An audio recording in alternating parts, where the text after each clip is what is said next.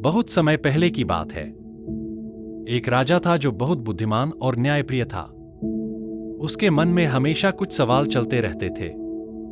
वह इन सवालों के जवाब जानना चाहता था ताकि वह अपने राज्य का और भी अच्छे से शासन कर सके। राजा को लगता था कि अगर उसे इन 3 सवालों के जवाब मिल जाएं, तो वह कभी असफल नहीं होगा। वह हमेशा सही काम करेगा और सही समय पर करेगा। राजा के 3 सवाल ये थे। पहला सवाल, किसी भी काम को करने का सबसे सही समय कौन सा है? दूसरा सवाल, सबसे जरूरी लोग कौन हैं, जिन पर हमें सबसे ज्यादा ध्यान देना चाहिए? तीसरा सवाल, करने के लिए सबसे जरूरी काम कौन सा है? राजा ने पूरे राज्य में घोषणा करवा दी। उसने कहा कि जो भी इन 3 सवालों के सही जवाब देगा, उसे बहुत बड़ा इनाम मिलेगा। घोषणा सुनकर दूर दूर से ज्ञानी लोग राजा के दरबार में आए। हर किसी ने सवालों के अलग अलग जवाब दिए। पहले सवाल के जवाब में कुछ ने कहा कि सही समय जानने के लिए एक समय सारणी बनानी चाहिए, उसका सख्ती से पालन करना चाहिए।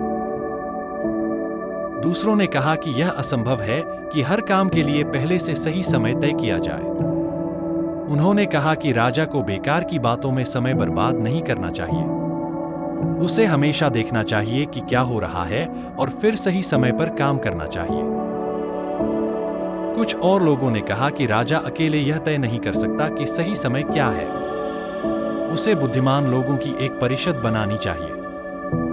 परिषद को सही समय तय करने में उसकी मदद करनी चाहिए। कुछ ने कहा कि कुछ काम ऐसे होते हैं जिनके बारे में तुरंत फैसला लेना पड़ता है। उनके लिए किसी परिषद से पूछने का समय नहीं होता। सही समय जानने के लिए भविष्य देखना जरूरी है, और भविष्य केवल जादूगर ही देख सकते हैं। इसलिए राजा को जादूगरों से सलाह लेनी चाहिए। इस तरह पहले सवाल के जवाब में बहुत मतभेद थे। दूसरे सवाल के जवाब में भी अलग अलग राय थीं। कुछ ने कहा कि राजा के लिए सबसे जरूरी लोग उसके मंत्री हैं। कुछ ने कहा कि उसके सैनिक सबसे जरूरी हैं। कुछ ने कहा कि डॉक्टर सबसे जरूरी हैं। और कुछ ने कहा कि पुजारी सबसे जरूरी हैं। तीसरे सवाल के जवाब में भी ऐसा ही हुआ। कुछ ने कहा कि सबसे जरूरी काम विज्ञान है। कुछ ने कहा कि युद्ध करना सबसे जरूरी है। और कुछ ने कहा कि धर्म का पालन करना सबसे जरूरी है। राजा किसी भी जवाब से पूरी तरह संतुष्ट नहीं हुआ, इसलिए उसने किसी को भी इनाम नहीं दिया। राजा ने सोचा कि उसे किसी ऐसे व्यक्ति से सलाह लेनी चाहिए जो सचमुच बुद्धिमान हो। उसने सुना था कि पास के जंगल में एक साधु रहता है। वह अपनी बुद्धिमानी के लिए बहुत प्रसिद्ध था। वह साधु केवल साधारण लोगों से मिलता था। वह राजाओं और अमीरों से दूर रहता था। इसलिए राजा ने साधारण कपड़े पहने। अपने अंगरक्षकों को जंगल के बाहर छोड़कर राजा अकेला साधु की कुटिया की ओर चल पड़ा। जब राजा साधु की कुटिया के पास पहुंचा तो उसने देखा कि साधु अपनी कुटिया के सामने जमीन खोद रहा है। साधु बहुत बूढ़ा और कमजोर था। वह हर बार फावड़ा जमीन में गाड़ता और मिट्टी पलटता तो जोर जोर से हांफने लगता। राजा उसके पास गया और बोला, हे ज्ञानी साधु, मैं आपके पास अपने 3 सवालों के जवाब जानने आया हूं। राजा ने साधु से अपने सवाल दोहराए। साधु ने राजा की बात सुनी, लेकिन कोई जवाब नहीं दिया।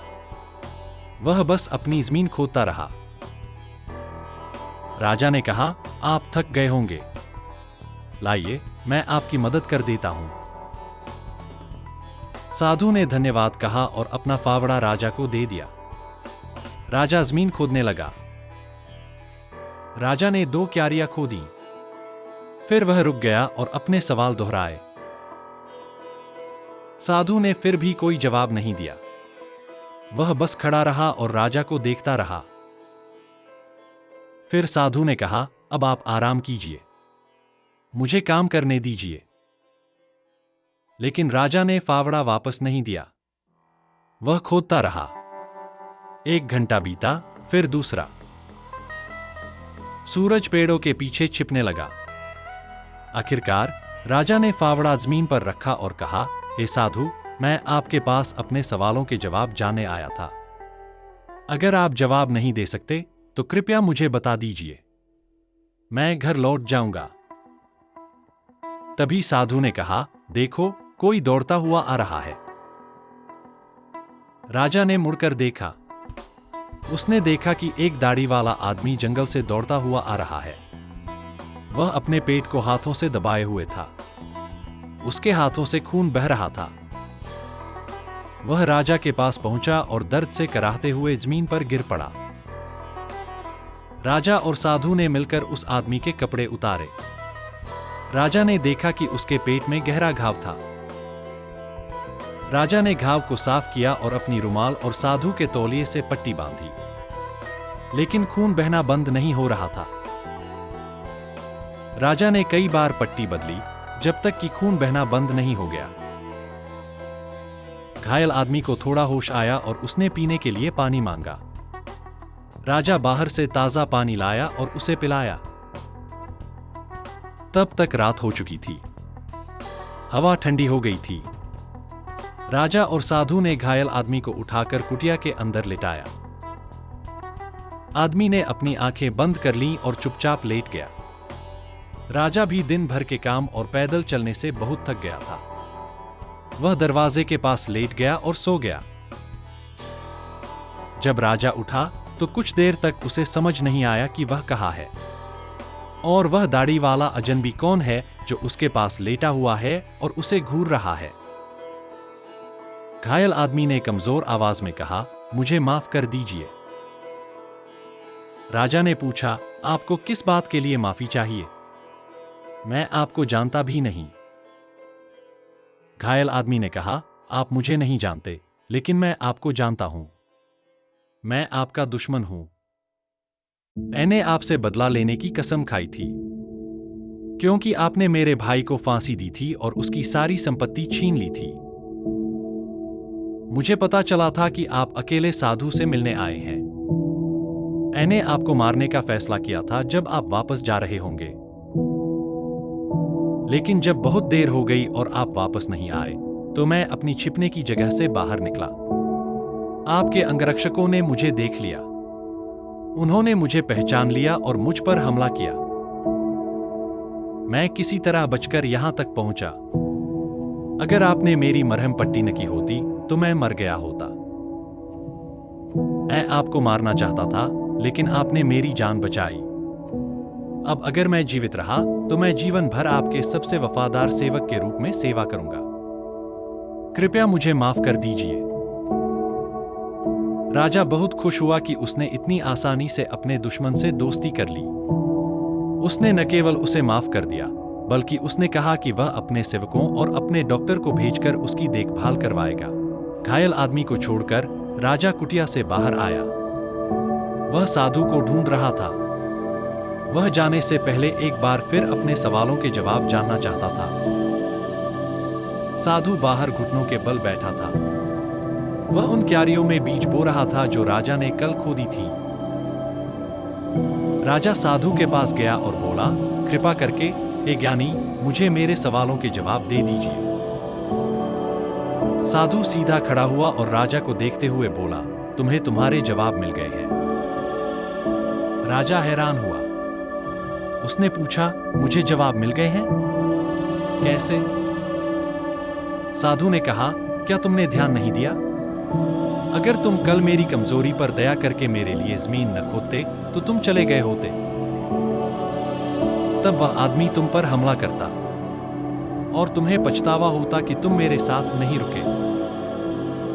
इसलिए सबसे जरूरी समय वह था जब तुम जमीन खोद रहे थे, और सबसे जरूरी व्यक्ति मैं था, और सबसे जरूरी काम मेरी मदद करना था। और जब वह आदमी हमारी ओर दौड़ता हुआ आया तो सबसे जरूरी समय वह था जब तुम उसकी मरहम पट्टी कर रहे थे, क्योंकि अगर तुमने ऐसा न किया होता तो वह मर गया होता और तुम उससे कभी दोस्ती न कर पाते। इसलिए सबसे जरूरी समय वह था जब तुम उसकी देखभाल कर रहे थे, और सबसे जरूरी व्यक्ति वह आदमी था। और सबसे जरूरी काम उसकी मदद करना था। अंतिम ज्ञान। साधु ने अपनी बात पूरी करते हुए कहा, याद रखना, सबसे जरूरी समय केवल एक ही है, अभी। यही वह समय है जब हमारे पास कोई शक्ति होती है।